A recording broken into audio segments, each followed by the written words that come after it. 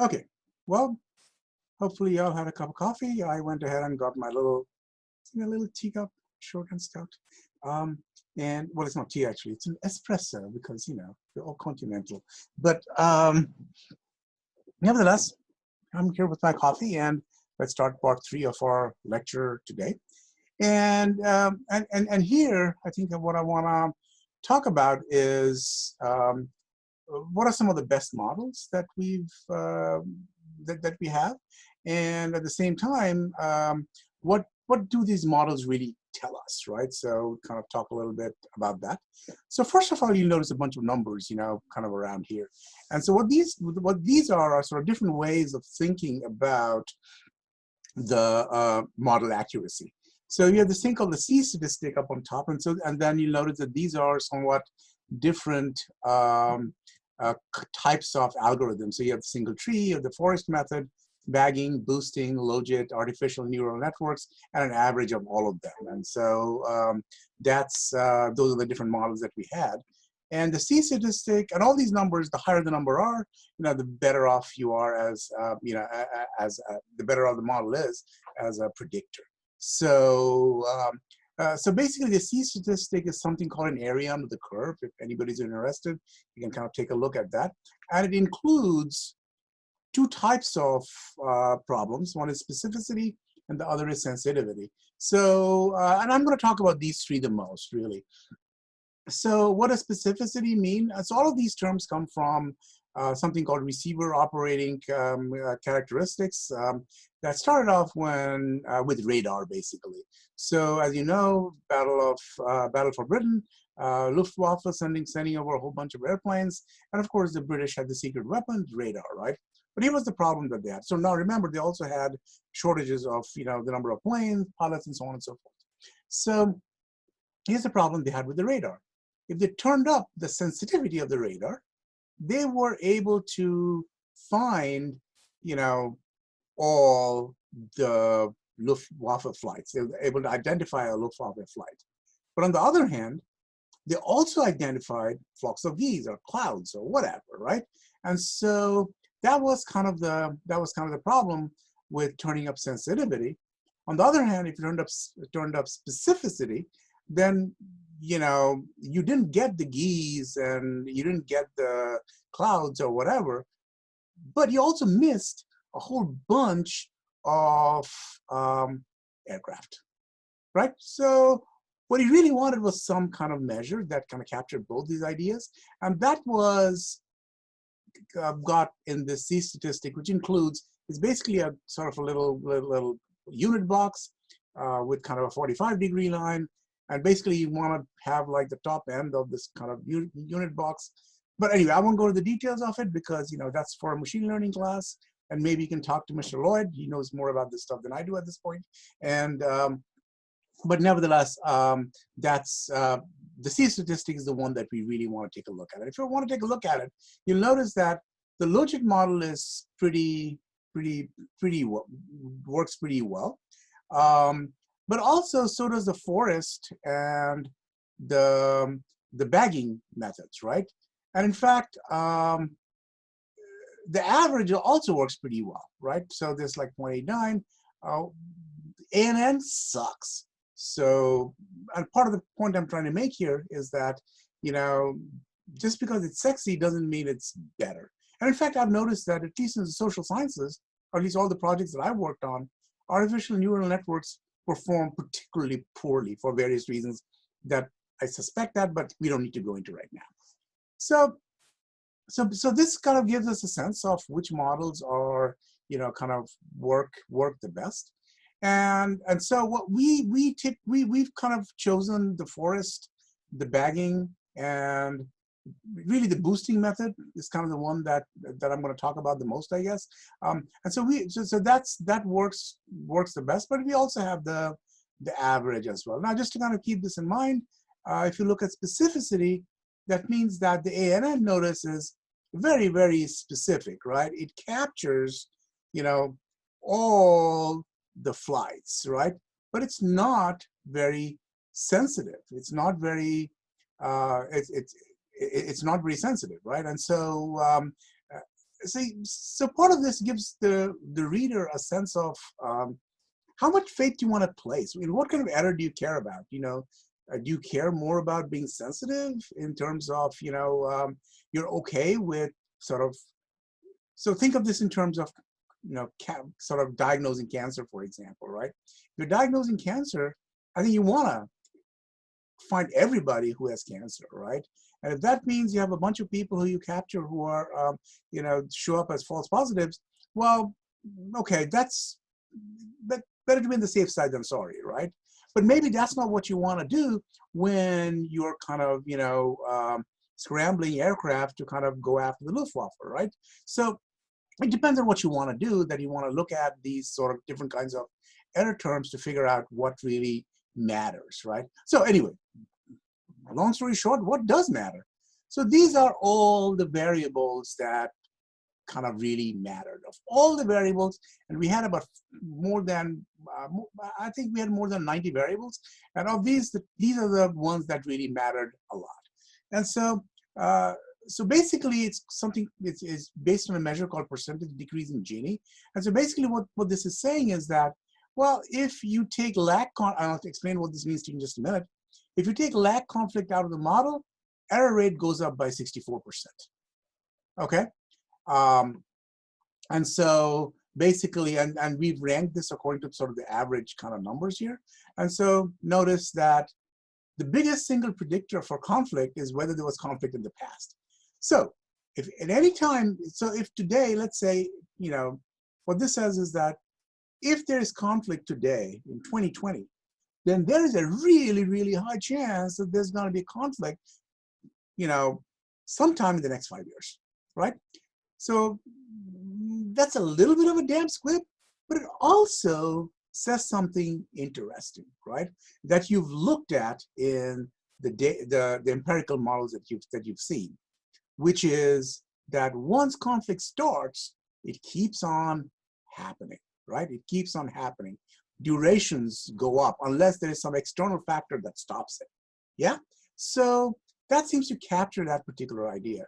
What's the next one? GDP per capita, richer countries. That matters. Oh, by the way, we still don't know the direction. So I don't know if richer countries are more likely to have conflict or less likely to have conflict. All I know at this point that somehow GDP per capita is a huge predictor of conflict. By the way, we'll come to that direction in just in the next lecture, as it were.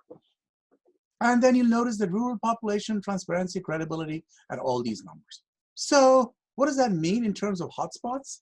So this paper we wrote, we wrote in 2018, and so this was kind of looking at hotspots in, I think this was 2014, so we had data till 2014, so 5 more years. So this is kind of technically hotspots in 2019, yeah?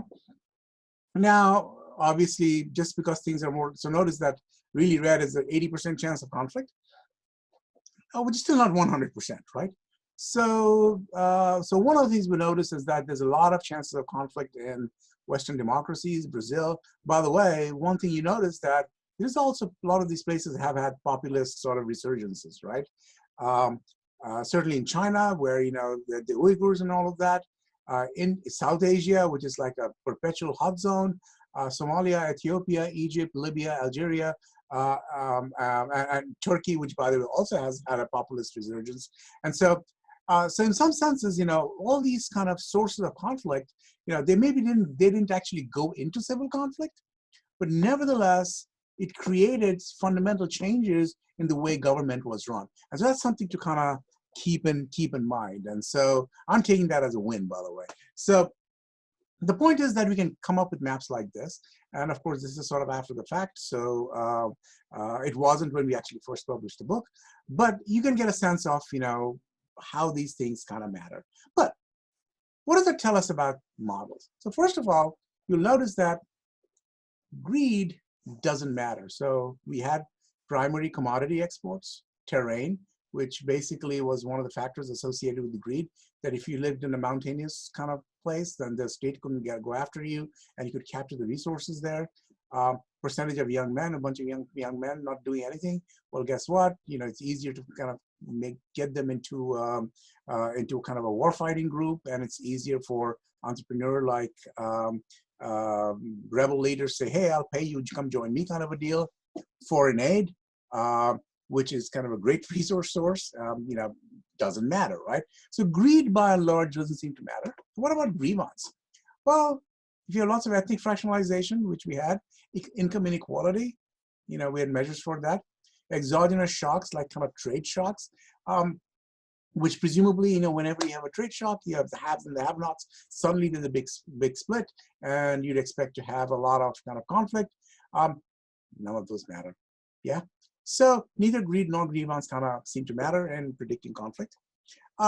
Then state structure. So actually no political variable matters. So this whole weak state argument, I'm not buying it, man. And so so these political variables don't seem to matter. Oh, by the way, what that also means is that, if you go into a country that's in conflict and say, you know what, all you need is democracy and life is going to be wonderful for you. Well, not so much. So, and then if you look at irrational factors, well, see there, religious polarization kind of comes up, right? Religious polarization comes up. So religion might matter, and that's as I said before in one of the lectures, that's sort of like a bargaining failure. And then some of the irrational factors, so maybe bias doesn't matter, because notice that one of the big predictors of conflict is transparency. And what happens in transparency, when you have transparent systems, you have people kind of talking at each other. Think of this kind of as kind of a lock sort of tolerant society where people are always arguing with each other. And the biases tend to, everybody has some error term, and the biases sort of cancel out, right? So maybe there are irrational factors, and so this is kind of a sign that some of the psychological approaches might be kind of, salient. But to be honest, we didn't have a whole bunch of psychological data, so maybe psychology matters more than we think it is, right? And so I want to kind of, be a little humble about. I'm not throwing psychology out, is what I want to say. We just didn't have many variables at the country level to do much with it. So we can't really say much about it. So there is that. And so what are the predictive winners? So here's the thing. The top 10 suggest that rational choice models really work, especially, things like bargaining failure, right?